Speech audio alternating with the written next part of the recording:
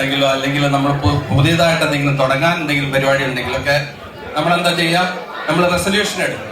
സാധാരണ എന്നെ റെസൊല്യൂഷനിൽ ആദ്യത്തെ ഐറ്റം എന്ന് പറഞ്ഞാൽ ആണുങ്ങളുടെ ആണെങ്കിൽ പറയും വെള്ളടി എങ്ങനെ നിർത്തും, വെള്ളടി നിർത്തുക, സിഗരറ്റ് വലിയ നിർത്തുക, ജിമ്മിൽ പോവുക, അത് കറക്റ്റാ, അത് വലിയൊരു റെസൊല്യൂഷനാണ്. പക്ഷെ 2 മാസം അല്ലെങ്കിൽ ഒരു 15 ദിവസം 20 ദിവസം കഴിയുമ്പോഴത്തേക്കും ആ റെസൊല്യൂഷനൊക്കെ എങ്ങനെയാ എനിക്ക് തോന്നുന്നില്ല. അതൊക്കെ നമുക്ക് പാലിക്കാൻ പറ്റുന്നുണ്ട്, പലർക്കും പാലിക്കാൻ പറ്റുന്നുണ്ടോ നമുക്ക് തോന്നുന്നില്ല അല്ലേ. അപ്പൊ റെസൊല്യൂഷൻ പറഞ്ഞു കഴിഞ്ഞപ്പോ ഞാനും ഈ എല്ലാ വർഷവും എന്തെങ്കിലുമൊക്കെ റെസൊല്യൂഷൻ എടുക്കുന്ന ആളാണ്. പക്ഷെ ഞാൻ ജിമ്മിൽ പോകുന്നോ അല്ലെങ്കിൽ രാവിലെ എഴുന്നേറ്റ് ഓടുന്നൊന്നും ഞാൻ എടുക്കത്തില്ല കേട്ടോ. കാരണം ആ പരിപാടികൾ നമുക്ക് പറ്റത്തില്ല. അപ്പൊ ഞാൻ ചെയ്യാൻ പോകുന്ന മനസ്സില് ഇതവിടുത്തെ എന്റെ ഒരു ചുമ്മാ ഒരു കണക്കോട്ടല്ല, മനസ്സില് വിദ്വേഷം വെച്ച് വേണ്ടിയിരിക്കുക. അതായത് ആരുമായിട്ടും ഒരു വിദ്വേഷം വെക്കാതിരിക്കുക എന്നുള്ളതാണ് ഞാൻ റെസൊല്യൂഷനാണ്. ഇത് നടക്കില്ല എന്ന് അറിയാൻ പാടില്ല. കാരണം ചിലപ്പോൾ നമ്മൾ 1 മാസം കഴിയുമ്പോഴത്തേക്കും അത് ചിലപ്പോൾ മാറിപ്പോകാൻ സാധ്യതയുണ്ട്. അത് ഈ വിദ്വേഷം അങ്ങനെ മനസ്സിൽ വെക്കരുത് എന്ന് ഉള്ള ഒരു കാര്യത്തിൽ എനിക്കത് എങ്ങനെയാണ് കിട്ടിയതെന്ന് ഞാനൊരു കാര്യം പറയാം. ഒരു ചെറിയ കഥയാണ്. ആ കഥയിലൂടെ ഞാൻ കാര്യം പറയാം.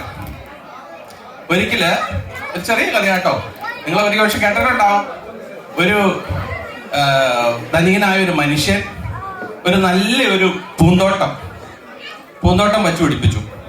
പൂന്തോട്ടം വച്ചു പിടിപ്പിച്ച് അതിൽ നിറയെ മരങ്ങളും നല്ല ചെടികൾ, അതായത് ഇഷ്ടംപോലെ പൂക്കൾ ഉള്ള ചെടികളും ലോണ്, നമ്മുടെ പുൽമേടുകളെല്ലാം വച്ചു പിടിപ്പിച്ച് അത് അങ്ങനെ വളർന്നു നിന്ന് നന്നായിട്ട് പൂക്കളൊക്കെ ഉണ്ടായി. ഒരിക്കല് എല്ലാ ദിവസവും ഈ മനുഷ്യൻ എന്ത് ചെയ്യുമെന്ന് വെച്ച് കഴിഞ്ഞാല് തന്റെ മട്ടുപ്പാവിൽ നിന്ന് ഇതെല്ലാം ഇങ്ങനെ നോക്കിക്കൊണ്ടിരിക്കും. പൂക്കള്, ഈ ചെടികള്. അപ്പൊ ഒത്തിരി കിളികള്, ചിത്രശലഭങ്ങള്, അങ്ങനെയുള്ള എല്ലാ സംഭവങ്ങളും ഇങ്ങനെ വന്ന് ഇയാൾ ആ പൂക്കളെല്ലാം ആസ്വദിച്ചുകൊണ്ട് ഇദ്ദേഹം അങ്ങനെ മട്ടുപ്പാവിൽ വന്ന് നിൽക്കും. മട്ടുപ്പാവിൽ വന്ന് നിന്ന് കുളിർ കാറ്റൊക്കെ കൊണ്ടിങ്ങനെ നിന്ന് കഴിഞ്ഞാൽ സാഹിത്യം കൂടി പോകുന്നുണ്ടെങ്കിൽ പറഞ്ഞേരേട്ടോ, ഒന്ന് മുകളിയാ മതി, ഞാൻ നിർത്തേക്കാം. അപ്പൊ എന്നിട്ട് ഇങ്ങനെ മട്ടുപ്പാവിൽ വന്ന് നിൽക്കും. മട്ടുപ്പാവിൽ വന്നതിന് ശേഷം അദ്ദേഹം ഇതെല്ലാം ആസ്വദിച്ച് നിൽക്കുന്നു.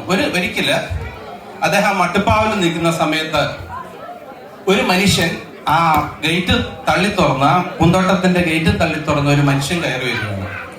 ആ മനുഷ്യൻ കയറി വന്ന് ഇങ്ങനെ ചവിട്ടി മതിച്ചുകൊണ്ട് കടന്നു പോവുകയാണ്. അദ്ദേഹത്തിന്റെ പൂക്കളെയും ആ ലോണ്, ഇത് നല്ല പുൽ ഒക്കെ ഇട്ടിരിക്കുന്ന അതെല്ലാം ചവിട്ടി മതിച്ചുകൊണ്ട് കടന്നു പോയി. ഈ മനുഷ്യൻ ഭയങ്കരമായിട്ട് ദേഷ്യം വന്നു. അദ്ദേഹം എന്ത് ചെയ്തെന്ന് വെച്ച് കഴിഞ്ഞാൽ അദ്ദേഹം ഓടി അവിടുന്ന് താഴെ ഇറങ്ങിയിട്ട് ഈ മനുഷ്യനെ പിടിച്ച് വലിച്ച് തന്റെ ഗേറ്റിന്റെ പുറത്തേക്ക് തള്ളി. കഴിഞ്ഞിട്ട് ചോദിച്ചു, നിങ്ങൾ എന്താ ചെയ്യുന്നത്, വാട്ട് യു ആർ ഡൂയിങ് എന്ന് ചോദിച്ചു. അപ്പോ ആ മനുഷ്യൻ ഒന്നും മിണ്ടാതെ ഇദ്ദേഹത്തിന്റെ മുഖത്തേക്ക് നോക്കി. അപ്പോൾ ഇദ്ദേഹത്തിന് മനസ്സിലായി ഇയാള് ഒരു അന്ധനായിരുന്നു. ബ്ലൈൻഡ്.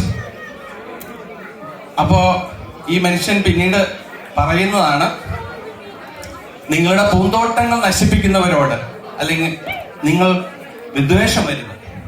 കാരണം അവർ അന്ധരായിരിക്കാം. കാരണം അന്ധരായവർക്ക് മാത്രമേ പൂന്തോട്ടങ്ങളൊക്കെ ഇങ്ങനെ നശിപ്പിക്കാൻ പറ്റുള്ളൂ. അപ്പൊ നിങ്ങളുടെ സന്തോഷങ്ങൾ ആരെങ്കിലും നശിപ്പിച്ചാല്, നിങ്ങളുടെ സ്വസ്ഥത ആരെങ്കിലും നശിപ്പിച്ചാല്, നിങ്ങൾക്ക് പാര വല്ലവരും വെച്ചാല് എല്ലാം ചിന്തിക്കുക, they are blind. അവര് അന്ധരാണെന്ന് വിചാരിക്കുക. അപ്പൊ ഞാൻ ആ കഥ കേട്ട് പിന്നെ ഞാനും വിചാരിച്ചു, ഓക്കെ, ഈ തവണത്തെ റെസൊല്യൂഷനായിട്ട് എന്താ പറയാ, എന്റെ വിദ്വേഷമില്ലാതെ, മനുഷ്യരോട് ആരോടും വിദ്വേഷമില്ലാതെ ജീവിക്കുക എന്നുള്ള ഒരു ഇതാണ്. ഇനി 1 മാസം കഴിയുമ്പോൾ ഇനിയിപ്പോ എനിക്കിട്ട് വല്ലതൊക്കെ ചെയ്ത് കഴിഞ്ഞാൽ ചിലപ്പോൾ ഞാൻ വിദ്വേഷമൊക്കെ വെച്ച് പിടിക്കാൻ സാധ്യതയുണ്ട് കേട്ടോ. കാരണം റെസൊല്യൂഷൻ വയലേറ്റ് ചെയ്യാനുള്ളതാണ്. മിക്കവാറും എല്ലാവരും ഒക്കെ മറന്നു പോകുന്ന സംഭവമാണ് കേട്ടോ. അപ്പോ ഇത് ഇത്രയും ഞാനൊരു ചെറിയ കഥയൊക്കെ പറഞ്ഞു കൊണ്ട് ഞാൻ എന്റെ കടമയിലേക്ക് കടക്കുകയാണ്. സ്വാഗതം പറയുക എന്നുള്ളതാണ് എന്റെ കടമ. ആദ്യമായിട്ട് ഇന്ന് നമുക്ക് വേണ്ടിയിട്ട് ബലി അർപ്പിച്ച 4 അച്ഛന്മാര്, അത് ഞാൻ വീണ്ടും പറയാൻ ആഗ്രഹിക്കുന്നു. 4 അച്ഛന്മാര് കൂടിയിട്ട് ഈ നമ്മുടെ വെബ്ലി കമ്മ്യൂണിറ്റിയുടെ, മലയാളി കമ്മ്യൂണിറ്റിയുടെ 4 അച്ഛന്മാര് കൂടിയിട്ട് ഒരു കുർബാന ഇവിടെ നടക്കുന്നത് ആദ്യമായിട്ടാണ്. വളരെ ഭക്തി നിർഭരമായ ഒരു കുർബാന നമുക്ക് കാണാനുള്ള അവസരം ലഭിച്ചു. അതിന് അച്ഛന്മാരോട് പ്രത്യേകം നന്ദി പറയുകയാണ്. അതുപോലെ തന്നെ അവരെ ഈ പരിപാടിയിലേക്ക് സ്വാഗതം ചെയ്യുകൂടി ചെയ്യാണ്. പ്രിയപ്പെട്ട നമ്മുടെ ജോസ് അച്ഛനെയും ജോസ് മാത്യു അച്ഛൻ, ടെബിനച്ഛൻ ആൻഡ് ജോസഫ് അച്ഛൻ. ഇനി സ്വാഗതം ചെയ്യാനുള്ളത് ഇവിടെ നമ്മുടെ ഉള്ള കമ്മിറ്റി മെമ്പേഴ്സും അങ്ങനെയുള്ള ഇതിന്റെ പുറകിൽ പ്രവർത്തിച്ച എല്ലാവരെയാണ് ആദ്യമായി ഞാൻ സ്വാഗതം ചെയ്യുന്നത്. ഈ കമ്മിറ്റിയുടെ പേരിലും ഈ കമ്മ്യൂണിറ്റിയുടെ പേരിലുമുള്ള സ്വാഗതം ഞാൻ ആശംസിക്കുന്നു.